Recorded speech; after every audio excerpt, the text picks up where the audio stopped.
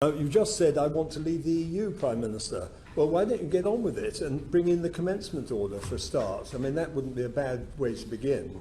But why do you claim that you carried out the referendum vote in leaving the EU and our manifesto when the withdrawal agreement legally requires United Kingdom citizens, businesses and workers to obey laws made by majority vote of the other 27 member states, going on for years without our involvement, gives the UK courts the right to override United Kingdom Acts of Parliament, undermines the constitutional status of Northern Ireland, and thereby undermines our national interest? Why do you repeatedly and again today say that what you're doing in the withdrawal agreement is in our national interest? It most obviously is not.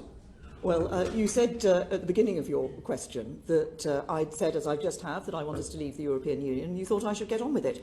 I've been trying to get on with it. I voted 3 times now for the withdrawal agreement that will enable us to ratify that, such that we can leave the European Union. Well, this is, and I repeat that had the first meaningful vote gone through, then we could have got the legislation through and be out already.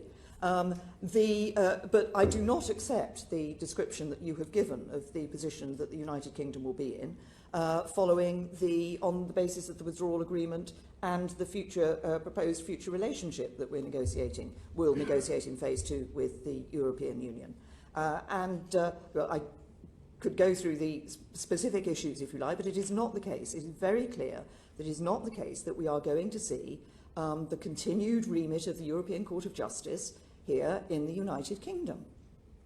Well, Prime Minister, when I called on you to resign the other day in the House, you said that the withdrawal agreement was a good deal for the United Kingdom. But how can it be so when it deliberately undermines the repeal of the European Communities Act 1972? And I've mentioned already there's no commencement order. This shackles us to all EU... Just a minute, if I may, please. This shackles us to all EU treaties and laws. Your 108 promises not to extend the time have been overridden by what many regard as an unlawful statutory instrument, which is now before this Joint Committee on Statutory Instruments. You gave instructions to Conservative MPs to defeat my amendment in the Cooper-Letwin bill, which would have stopped our taking part in the European elections. So we passed the European Union Withdrawal Act, and you know perfectly well, and we agree about this, if nothing else, that I put an enormous amount of time and effort, as we all did, in getting that Withdrawal Act through on the 26th of June 2018. So that would have taken us out of the EU, not this withdrawal agreement. And furthermore, why have you gone back on the repeal of the 1972 Act? First of all, I would hope that we would also now agree on both wanting to leave the European Union and wanting to ensure that we can bring that... In the proper way. Well, and wanting to ensure that we can bring that about. We've had the exchange about the 1972 Act on the floor of the House. It is, of course, the European withdrawal, the Act that has already been passed does repeal the that 1972 Act and does that at the point of it. But what we have negotiated within the withdrawal agreement is that implementation period, or transition period as it's referred to in the documentation, for a period of time up to the end of December 2020. And during that period of time, yes, we will be continuing to operate very much as we do today. We wouldn't be a member, but we would be continuing to operate as we do today, and it would be necessary to reintroduce certain elements.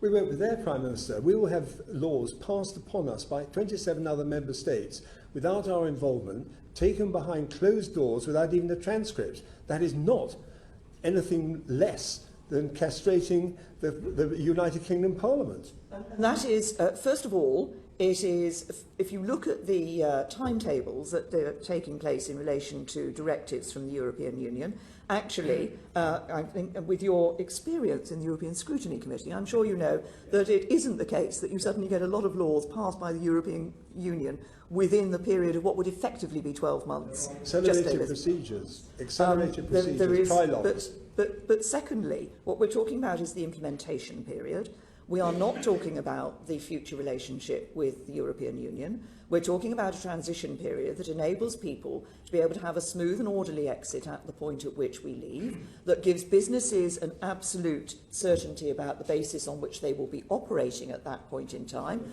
and gives them the time to prepare for the future relationship that would obviously be negotiated during that period of time.